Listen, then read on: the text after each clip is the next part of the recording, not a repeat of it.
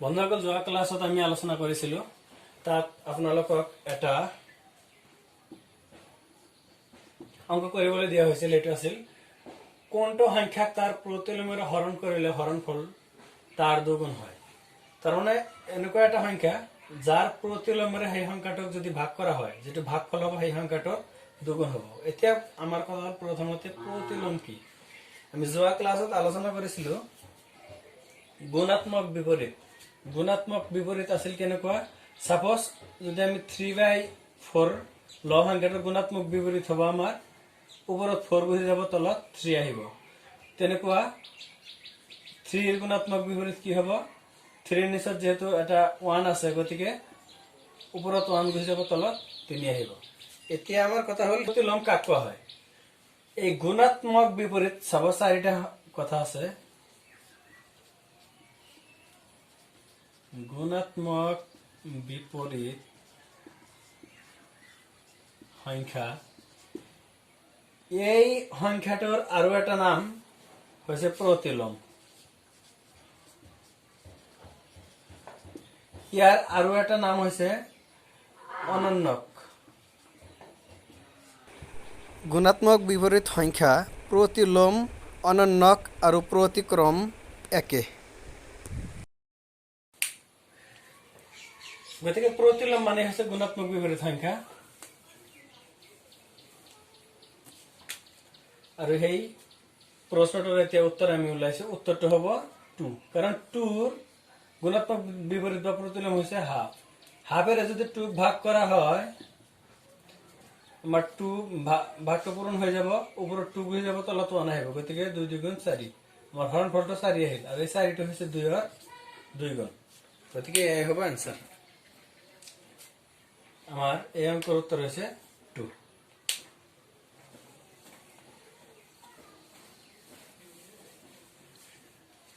আজি আমি আলোচনা কৰিম লসাগু আৰ গসাগু।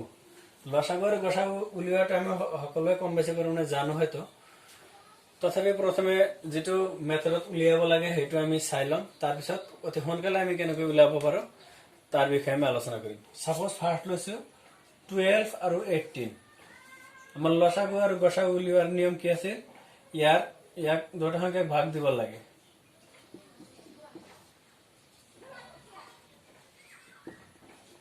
হৈ গল, এতিয়া আর ভাগ না যায়।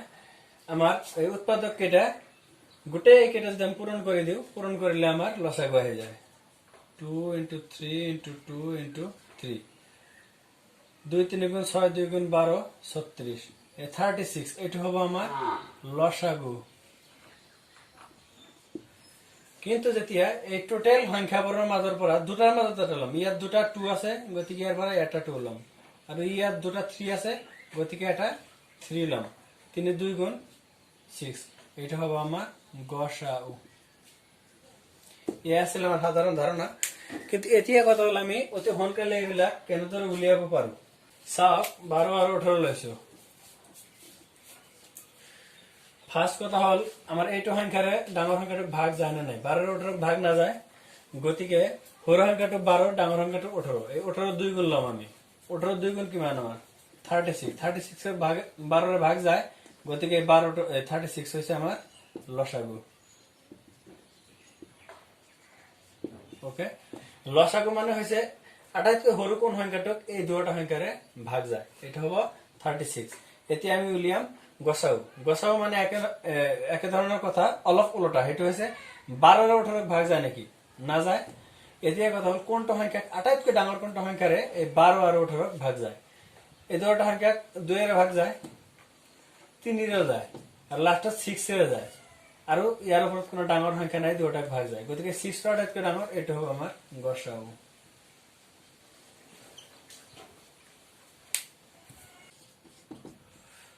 এতিয়া লৈছে 27 আৰু 54। ফাৰ্স্ট লসাগু উলিয়াওতে আমাৰ সৰু সংখ্যাটো ডাঙৰ সংখ্যাটো ভাগ দিব লাগিব। 27 আৰু 54 ভাগ যায় না নাই, যায়। কেইবাৰ, 2 বাৰ যায়। গতিকে এই ডাঙৰ সংখ্যাটো হৈছে আমাৰ লসাগু, আৰু এই সৰু সংখ্যাটো যেহেতু ডাঙৰ সংখ্যাটো ভাগ যায়, এই সৰু সংখ্যাটো হৈ যাব আমাৰ গসাগু। যদি ভাগ যায় এইটো নিয়ম, ডাঙৰ সংখ্যাটো লসাগু, সৰু সংখ্যাটো গসাগু। আপোনালোকে 15 আৰ 16 এই দুটাৰ কোনো কমন উৎপাদক আছে নাকি? এনেকুৱা একটা সংখ্যা যেটারে 15 কে ভাগ যায় 16 কে ভাগ যায় নাই, একমাত্র একেরে ভাগ যায়। যেতিয়া দুটা সংখ্যার কোনো কমন উৎপাদক না থাকিব, এনেকুৱা কোনো সংখ্যা নাই যেটাৰে দুটাক ভাগ যায়, তেতিয়া আমাৰ ডাইৰেক্ট পূৰণ কৰি দিব লাগিব 15 into 16 15 into 16। এইটো আমাৰ উত্তৰ ওলাব লাগে। মুখে মুখে উত্তৰ কেনেকৈ ওলাম? 16 2 ভাগ কৰি দিয়ক 8 হৈ গল, আৰু এই দুইটো আনি ইয়াৰ লগত পূৰণ কৰি দিয়ক, কি হল 30 30 আৰু 8 পূৰণ কৰিলে 240 মুখে মুখে ওলাই গল। গতিকে 240 হ'ব আমাৰ লসাগু। আর গসাউ যেহেতু এটা কমন উৎপাদক অনলি 1, গতিকে 1 হব গসাউ। এইবিলাক জাস্ট এনে আলোচনা কৰিছো, আশা কৰো আপোনালোকে জানে এইবিলাক। যেহেতু লসাগু আৰু গসাউৰ বিষয়ে আলোচনা কৰিম, অংকবিলাক সলভ কৰিম, গতিকে এইবিলাক অলপ আলোচনা কৰি লৈছো।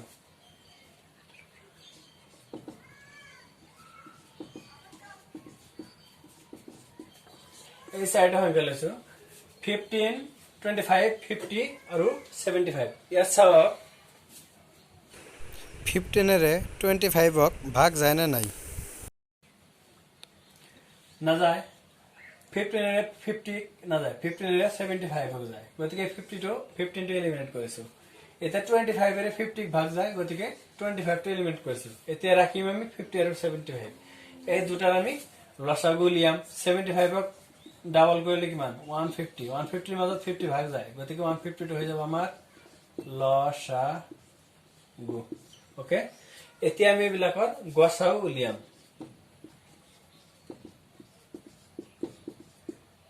গসাউ উলিয়াওতে আমাৰ ওলোটাটো কৰিব লাগিব, আমাৰ ডাঙৰটো এলিমিনেট কৰি ল'ব লাগিব। যেনেকুৱা 15 আমাৰ 75 ভাগ গৈ আছে, গতিকে 75টো আমাৰ এলিমিনেট হৈ গল। 25ৰে 50 ভাগ যায়, গতিকে 50টো আমাৰ এলিমিনেট হৈ গল। এতিয়া 15 আৰু 25ৰ গসাগু কিমান ওলালেই হ'ব 5। 5ৰে ইয়াক দুটাক ভাগ যায় আৰু বাকীবোৰ নাযায়, গতিকে 5টো হ'ব চাৰিওটা সংখ্যা গসাগু। এটা কথা মনত ৰাখিব, যিকোনো দুটা সংখ্যাৰ পূৰণফল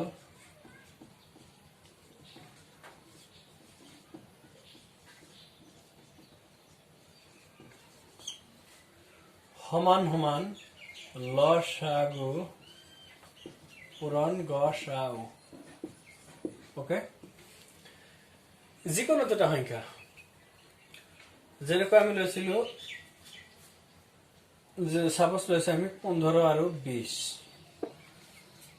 15 আৰু 20ৰ গসাগু হ'ব আমাৰ 5 আৰু লসাগু হ'ব আমাৰ 60। এই দুটা সংখ্যাৰ পূৰণফল এই লসাগু আৰু গসাগুৰ পূৰণফলৰ সমান। কেনেকৈ চাওক, 15 পূৰণ 20 সমান সমান কিমান 300, আৰু গসাগু লৈছে 5, লসাগু লৈছে 60 সমান সমান 300। এইটো আমাৰ জনা থাকিব লাগিব যে যিকোনো দুটা সংখ্যা পূৰণ কৰিলে যেটো পূৰণফল হ'ব, সেই সংখ্যাটো লসাগু আৰু গসাগু পূৰণ কৰিলে যেটো পূৰণফল হ'ব সমান হ'ব। দুটা সংখ্যাৰ পূৰণফল দিছে আমাৰ 300, সিহঁতৰ লসাগু 60 হলে গসাগু কিমান?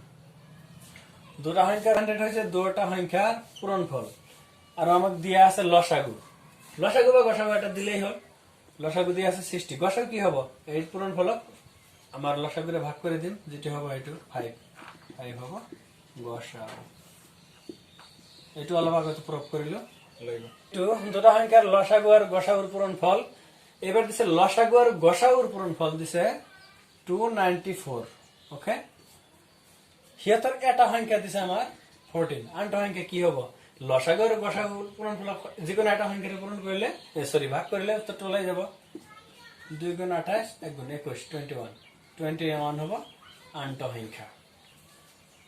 এটা কথা মনত ৰাখিব, যিকোনো সংখ্যাৰ যেনেকুৱা 15 আৰু 20 সংখ্যাটোৰ অনুপাত কিমান হ'ব? 5ৰে ভাগ কৰিব লাগিব, 3:4 হ'ব। এই অনুপাত দুটাৰ যেটো পূৰণফল, এই পূৰণফলৰ লগত গসাগু যদি পূৰণ কৰা হয়, লসাগু আহি যাব। ইয়াত 15 আৰু 20ৰ গসাগু হৈছে 5।